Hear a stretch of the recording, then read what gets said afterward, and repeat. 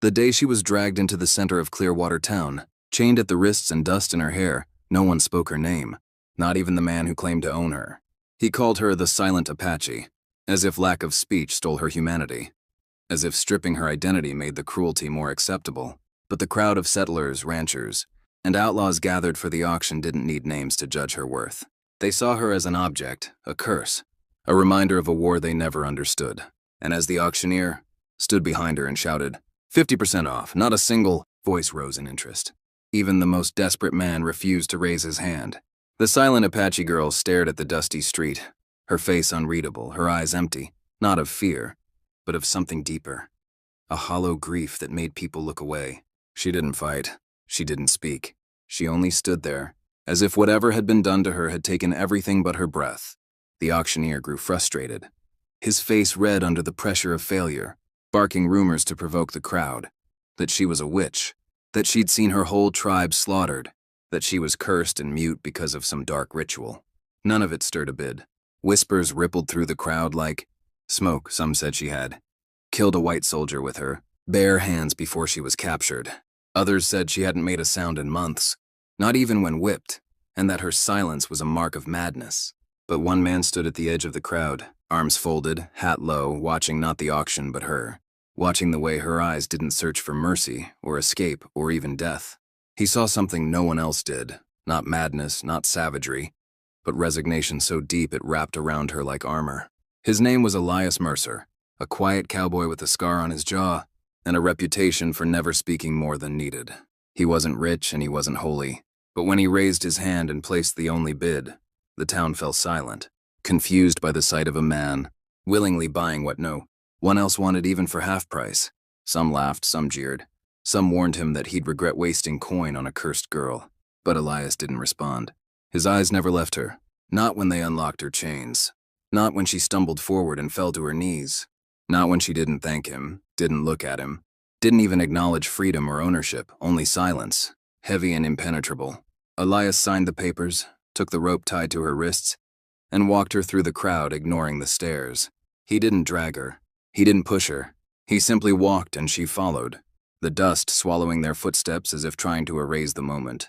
He didn't speak until they reached his horse. "You're not going where he thinks you are," he murmured, nodding at the auctioneer behind them. "I'm not keeping you." She didn't react, and he didn't expect her to. Elias wasn't saving her, because he believed she'd turn grateful, or speak her story, or fall into his arms. He wasn't saving her because he needed redemption, or a companion, or a reason to feel like a hero. He'd seen something in her eyes that stirred a memory he'd never escaped. The look of someone already dead inside, still walking. A look he'd once carried himself after a massacre the world forgot. He saddled his horse, cut the rope around her wrists, and handed her a canteen. "Drink if you want. Walk if you want.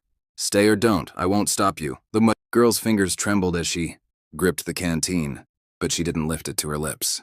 She just stared at Elias, searching him, measuring him, eyes flickering like tiny sparks of life that didn't trust the flame. For a moment he thought she might speak, but she turned away and started walking toward the open desert. Elias watched her a long moment before riding slowly beside her. He didn't tell her where to go or what to do, didn't force direction or conversation. He only walked, and for the first time in months, so did she of her own will. Not by chains, not by orders, but by choice, even if the path led nowhere. And though neither spoke, the silence between them was no longer suffocating. It was something else. Not peace, not trust, but the beginning of a question neither had yet asked, in a world that was not built to answer it. They walked for miles without speaking, the land around them stretching into emptiness, a harsh wilderness that reflected the lives they carried. Elias didn't ask her name, didn't demand a story, didn't break the silence she had built like a fortress, but he could feel the weight of it, thick as the dust that clung to their boots. The first night they camped beneath a rocky overhang, far from any town or trail. Elias lit no fire. Fire drew eyes and eyes drew death. He shared a piece of dried meat with her, set it beside her without a word, and lay back against the stone, staring at the stars as if they held answers no man had earned. Hours passed before he heard it, the faintest sound, a sharp inhalation like someone fighting a scream beneath their breath. He turned and saw her sitting upright, arms wrapped around her legs, shaking, face buried against her knees. No tears, no voice, just the raw, soundless agony of someone reliving something too terrible to belong to the past. Elias didn't reach for her. He knew the look of that kind of pain. Touch didn't fix it. Words didn't break it. Only time and truth did, and both were far from reach. The next day they found the river. The girl stopped first, dropping to her knees at the water's edge, drinking greedily, splashing her face, washing away the dirt but not the despair. Elias sat on a fallen log nearby, pretending not to notice the scars on her wrists, the bruises on her ribs, the faint but unmistakable outline of a burn mark near her shoulder. Not flame, but iron, branded, marked, like cattle by men who believed themselves the owners of her fate. Only then did Elias speak. "The man who brought you to auction, where did he take you from?" She didn't look up, didn't answer. He didn't push. But as the air thickened with the unspoken, the girl turned her head slightly, and for the first time, she met his eyes not in confusion or caution, but in permission. She lifted a trembling hand and pointed north, toward the land of scarred memory. Elias nodded. "We go that way, then." She stood without hesitation, though the path led toward ghosts and graves. But Elias followed because he wasn't just freeing her, he was helping her return to the places where the chains had begun, where truth had been buried in silence. 3 days later, they reached the remains of her village. What once held life was now nothing but blackened timber, scattered bones, broken pottery, and silence heavier than her own. She walked slowly, every step tearing open wounds Elias couldn't see. Then, she stopped at a small pile of stones arranged carefully, as if someone had tried to give dignity where the world had taken it. She knelt and placed her hand on the stones. And this time Elias heard her voice, not in words, but in a low, broken sound, a wound escaping through breath. It crushed him more than any scream could. He understood then. Her silence wasn't chosen. It was forced, beaten into her.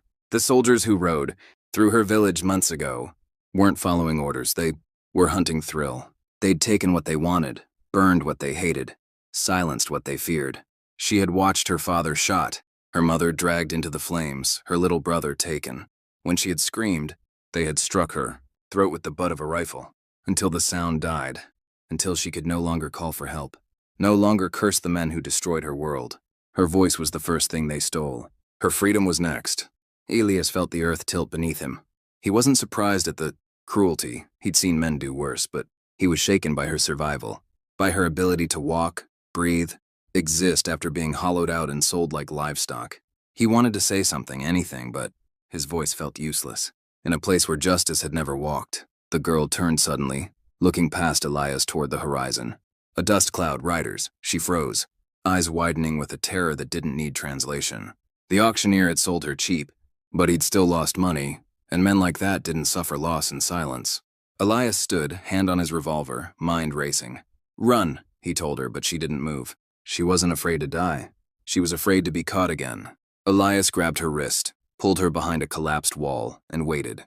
5 riders, armed, trained for blood, not law. Amos Greeley, the auctioneer, at the lead, his voice booming through the ruins. "You think you can just take what's mine, Mercer? That engine filth is worth more to me than your miserable life."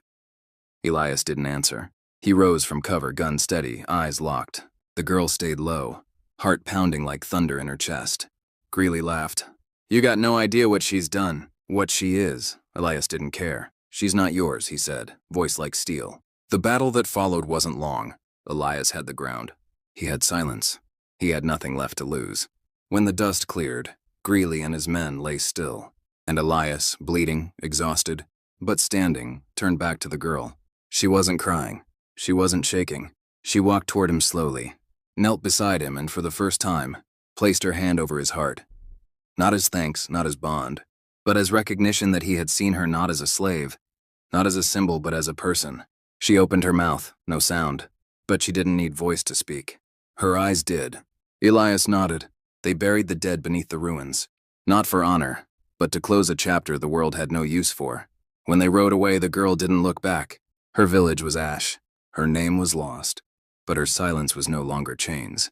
It was a weapon, forged in pain, sharpened by truth. And though Elias knew she might never speak again, he also knew her story was louder than any voice the world had tried to steal.